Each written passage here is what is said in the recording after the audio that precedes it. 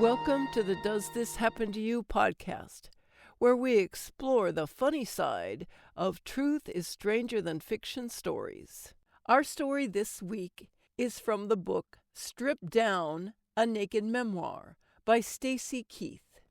Check it out on Amazon.com. It's one of those parties where you don't know the host, you never meet the host because there are 300 people there and a third of them are the catering staff.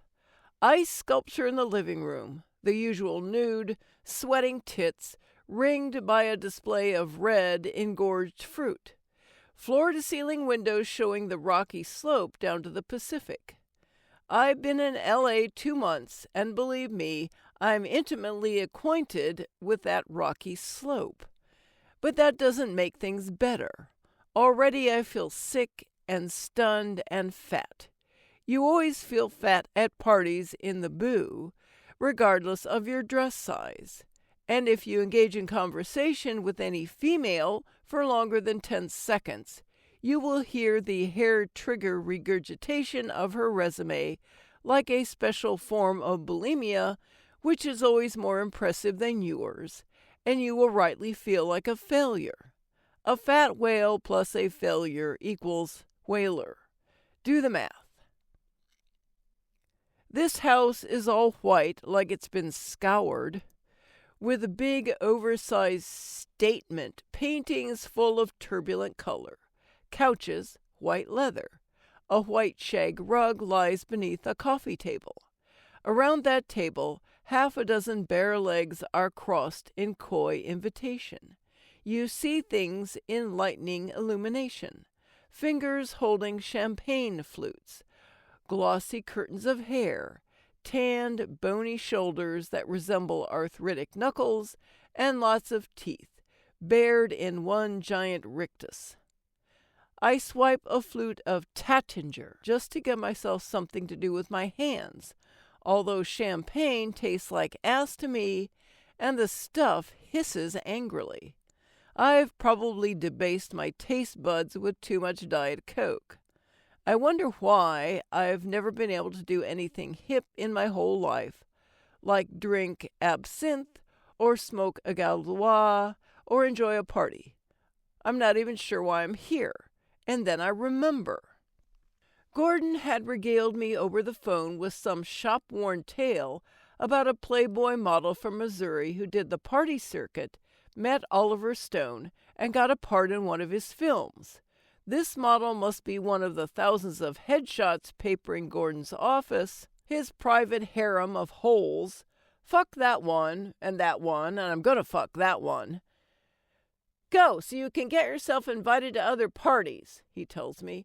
Dress to make their jaws drop. And if anyone asks if you're into chicks, what do you say? I think for a moment, remember what he told me, and then decide to mess with him anyway. The truth? Fuck the truth. Haven't I taught you anything? You think it's going to help being so uptight in your thinking? Buy is in. You might try it sometime. I can imagine him picturing this, the gleam in his eye. Pushing him from my mind, I sip the Tattinger and hope to appear sophisticated. Jesus, I hate parties. I recognize no one. How am I supposed to know who's important? It's not like Gordon presented a flowchart and said, "Here, memorize these names and faces." Plus, at parties, I tend to pull all sorts of weirdos into my gravitational orbit. Cross-dressers and CGI geeks, and the occasional freebaser. My usual luck is to get buttonholed by some broke dick who does poetry slams down at the Waffle House. My boobs are sweating as I head over to the hors d'oeuvres. I wonder how many mini quiches I can hide in my purse. I'm hungry and hormonal, and the anxiety of being here isn't helping. 3 of us are at the cheese tray, spearing assorted cubes with the tiny javelins of our toothpicks. Champagne fountains gurgle nearby. An old guy with an obvious rug lobs a smile my way. He looks like someone important, and if I had any snap at all, I'd know who he is, even though his pussy roster probably dates back to the Civil War. He reaches across the table. Okay, who the hell is he? It's killing me. And almost brushes against my chest. When I don't flinch, he launches into his pitch, which is delivered with all the subtlety of a carnival barker. Him, gesturing to my chest. You carry a license for those? Me, laughing.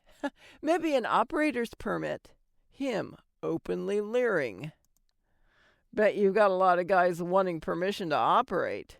Me, laugh accompanied by noncommittal shrug and mildly creeped out feeling. Him, you an actress? Me, yeah. Him, you should drop off your resume and headshot sometime this week. I live just a couple of doors down. John Peters is a good friend of mine. I could get you in to see him. And there it is, the sick feeling in your stomach because you can see the carrot, an appointment with John Peters, but the hand that holds the carrot is fat and oily-fingered and bristly with coarse hairs. Already you can feel those pervy fingers fumbling for your crotch. You can smell the tic-tacs on his breath. You can see the look of smug expectation in his eyes. Am I driving you wild yet? Do I know how to turn a woman on or what? The second pillow on his extra firm lumbar support bed will have a dent in it from his wife's head. His wife, who's probably the real hitter in the family, only now you've gone and slept with her husband, and he, invariably, has a premature ejaculation problem or erectile dysfunction from whacking off to the only kind of scancoid porn that does it for him anymore, usually having something to do with 3 tumescent assholes and a donkey. Hell, I'm fresh off the boat and I know this. So then you say, yeah, I'll drop by sometime this week. Only his eyes slit in obvious suspicion, and you know that he knows you're full of shit, and you traipse off feeling, again, like a voyeur because any actress/model worth her bikini wax would have popped a Valium and slept with a guy, and she would be sitting in John Peters' office right now laughing. But not me. I never get it right. Just never. I'm like some hopelessly dorky white guy trying to bust a move on the dance floor. As Betts often tells me, know what your problem is? You think too goddamn much. Jesus, I hate parties. Is there a switch I can pull? Brain off? I picture myself navigating through the party and life with the ease and self-sufficiency of a shark, all rabid survival instincts, never worrying about doing the right thing, just the expedient one. I yearn to possess this single-mindedness of purpose. People like that don't waste time worrying if some guy is married or a sex weasel. They snatch him up by the balls, shake him down, and then walk away with the keys to the Lamborghini. And fools like me are left with their big boobs and their bewilderment, clutching stupidly pretentious glasses of Tattinger. I jettison mine on a side table and head for the bathroom. I can hide there. Hey, according to Zach, I'm good at hiding. The bathroom, which reeks of pot, is done in muted gold foil and black marble. It looks like a 1970s bachelor pad. There's a faux mink. It is faux mink, right? Toilet cover and framed comics featuring a busty blonde who resembles me, only lobotomized. In every picture, a different horny, slavering idiot is trying to get his hands on her rack. Gazing at the comics gives me a clammy feeling. I don't really have to pee, but I lurk there anyway and retouch my makeup. I am, after all, 20. I'm at a party. I'm on a mission. Mingle, Gordon told me. Make shit up. Talk about how much you dig anal. I head down the hall, make a wrong turn, and wind up in a bedroom. A man and a woman are screwing on the floor in front of a wall mirror. The man has a hairy ass, and the woman's breasts are as taut and shiny as saran wrap stretched over two grapefruit halves. What shocks me is not the screwing, which seems to be a plodding, joyless enterprise, but the fact that both of them are staring at themselves in the mirror. Not each other, not their congress, only careful, neutral self-assessments that send a chill down my spine. Here I am with my knees at a 90-degree angle. Here I am with my brand new zero-gravity tits. Here I am with my manly thrusting buttocks. It is this flash into their bleak narcissism that has me stammering apologies and backing out the door. Rattled, I managed to find my way to the living room again, which is twice as loud and twice as full as before. More emaciated women accompanied by short, troll-like men with golf tans. It feels like someone's holding a pillow over my face. Everything's too bright, there are too many competing fragrances, and I can hear sniggering, which tells me people are speculating about the authenticity of my chest, or deploring my fashion sense, or thinking I'm fat. I step outside to get some air. Typical California sunset, gorgeous, just gorgeous, an infinity pool reflecting the deep blue shell of the sky. Below, the sibilance of waves. Despite the fact that I'm miserable and out of my depth, the beauty of this place takes my breath away. In a petro-metro like Houston, we've got spectacular sunsets, but they're usually obscured by billboards and refinery smoke. I spot Warren Beatty looking like a thirsty old vampire next to his date, a glum, underage Morticia. Someone shouts, "Hey, Leo!" And sure enough, it's Leonardo DiCaprio. He spares me an appraising glance as he ambles by, but doesn't stop to chat. James Caan looks snarly and drunk, attended by a man in tennis whites. A chaperone? Maybe they have to issue him one at every party.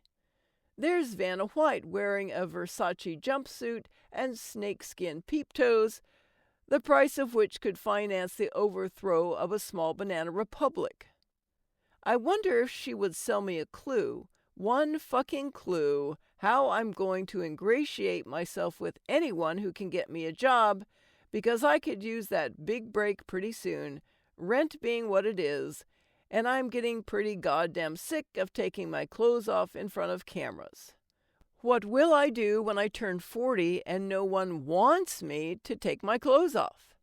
I'll be a grotesque parody of myself, one of those women with glitter lashes and smeared lipstick and tits that look like tires gone bad. On a hot spur of fear, I sidle up to 3 Brits conversing by the pool. They look important. I give them my best smile and ask if they know the host. See, I can do this. Behind one leathery English chap wearing a Madras shirt, 2 women peel off their bikinis and touch each other. You can hear them giggling. The suction of wet flesh on flagstones as one of them wriggles back and spreads her legs, exposing a fleshy, hairless pudendum. Am I actually seeing this? I whip my gaze away, air raid sirens going off in my head. Red alert, out of your depth, retreat! They're both blonde, indistinguishable, except for the butterfly tattoo on the backside of the chick doing the chow down. They're enjoying each other in a loud, vaudevillian way that's impossible to ignore. Only, to my stunned amazement, no one is watching. No one. Madras shirt actually backs into the tattooed chick, saying excuse me in his excessively polite English way, and continues his conversation. What? Are they all fucking blind? And then I realize, not blind, jaded. In one spectacular flash, I get it on a whole new level. A level deeper even than the one I experienced when I realized Gordon expected to sleep with me. In Hollywood, see, women aren't actual people. They're for personal use. They're a rail of coke. They're trafficked as human cargo. And I can't figure out if they play along to get along, or if they're powerless to change the rules, or if they're too narcissistically wounded to question the rules in the first place. But it's obvious to me that these poor bitches could set themselves on fire and no one would take the trouble to piss them out. And knowing this makes me feel as though I'm about to throw up. My circuits are overloaded. When I stumble back through the living room, I'm dizzy and dehydrated, and there's a midget inside my head with a skill saw. The exit is in my sights, and I claw my way toward it. I must leave. Now. I will go home, yank out the phone, pull on a pair of sweatpants, and reread Anna Karenina. Even the Russians and their suffering are more fathomable than this shit. At the door, the guy who knows John Peters lays his wet, hairy mitt on my shoulder. I can barely conceal my revulsion. "Listen, babe," he says, too close to my face. "Sorry to bother you. I hope you won't mind my asking, but we all gotta know. Are they real?" Thanks for listening. I'm Chris Kepler, and I hope you enjoyed listening to these stories as much as I enjoyed narrating them. I'd love for more people to hear these wonderful stories, so please share and tell your friends.